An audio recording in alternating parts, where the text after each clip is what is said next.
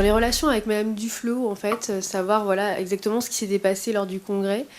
Si c'était voilà, c'est vous en fait qui n'avez pas accepté qu'elle vienne, ou c'est elle qui a considéré que les relations étaient un peu tendues. Enfin voilà, est-ce que vous pouvez revenir là-dessus? Bien sûr.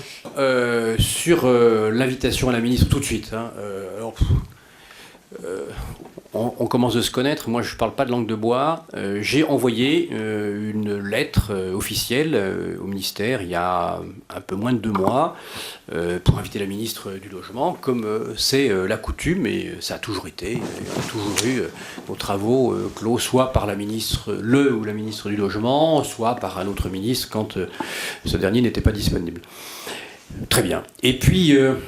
on avançait dans les débats parlementaires, et puis on a vu à un moment donné, et surtout quand le Sénat a voté des dispositions qui nous ont surprises, et en particulier justement la suppression de l'amendement Goldberg sur la clause pénale. Je vais y revenir.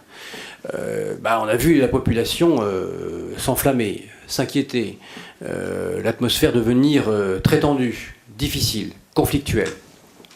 Et à ce moment-là, dans nos régions, il y a même eu des mouvements de foule, hein, puisque, vous le savez, il y a eu ici ou là des regroupements, des manifestations, des banderoles, voilà. Et moi, j'ai bien senti dans ma population des gens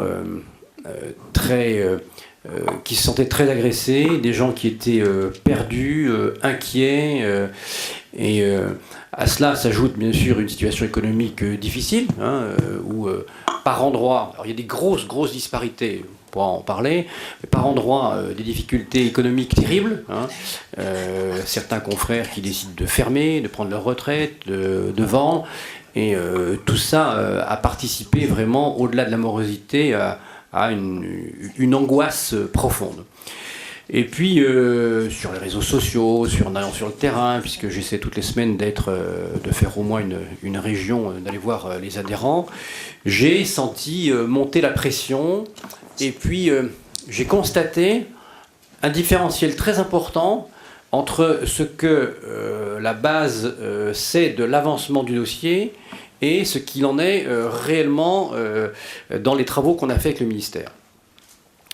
Tous les points positifs que j'ai évoqués tout à l'heure, ce qui me fait dire que je vois souvent le verre d'eau à moitié plein, même si je suis critiqué en cela par le représentant des bailleurs qui voit le verre complètement vide. Je me demande même si de temps en temps il voit le verre. Oui, je dis... Quand je dis ça, j'ai du mal à faire comprendre à mes adhérents que ça, c'est le fruit d'un travail constructif avec le ministère. Personne ne voit ces avancées importantes, et tout le monde voit les 2, 3, 4 mesures qui vont être dramatiques, ou qui peuvent, ou qui pourraient être dramatiques pour le logement en France. Et donc, fort de ce constat, je me suis dit, j'ai beau aller sur le terrain, j'ai beau diffuser, j'ai beau expliquer, j'ai beau faire des tribunes, vous avez beau relayer les propos qu'on essaie de tenir le plus justement possible, il y a un différentiel important, et mes troupes, ils veulent venir à Paris au Congrès pour en découdre avec la ministre. Alors je dis bon.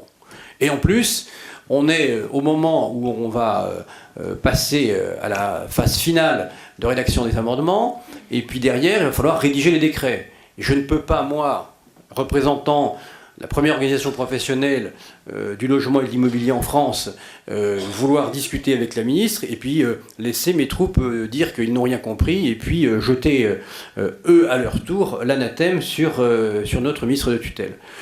Donc je suis allé au ministère, en discuter avec le directeur de cabinet de Cécile Duflot, Frédéric Lenica, très clairement, avec Jackie Chapelot ici, et puis on a dit, écoutez, voilà... on a un problème. Je pense que si on veut vraiment construire sereinement quelque chose qui puisse être le plus juste, le plus équilibré possible, même s'il y a des mesures qui ne nous plaisent pas, qui ne nous conviennent pas, qui ne nous conviendront pas, qui ne nous plairont pas, il y a aujourd'hui un gouvernement et puis une assemblée et un Sénat qui décident. Il faut qu'on essaie de faire ça dans la quiétude, et c'est peut-être pas le bon moment pour que la ministre et moi-même nous échangions devant des troupes exacerbées et qui n'ont pas l'explication de texte. Voilà. Et c'est ce qui nous a poussé, c'est ce qui nous a poussé, le ministère et moi, à dire, bah, écoutez, voilà, on va surseoir, et puis la ministre s'excusera de ne pas pouvoir venir, voilà, et puis elle vous le confirmera, et on continuera de travailler avec un peu plus de quiétude. Et donc c'est ce qui s'est passé, et c'est pour ça que j'ai reçu une lettre de Cécile Duflot il y a 2 jours par porteur, pour me dire qu'elle souhaitait continuer de travailler avec les professionnels dans la construction.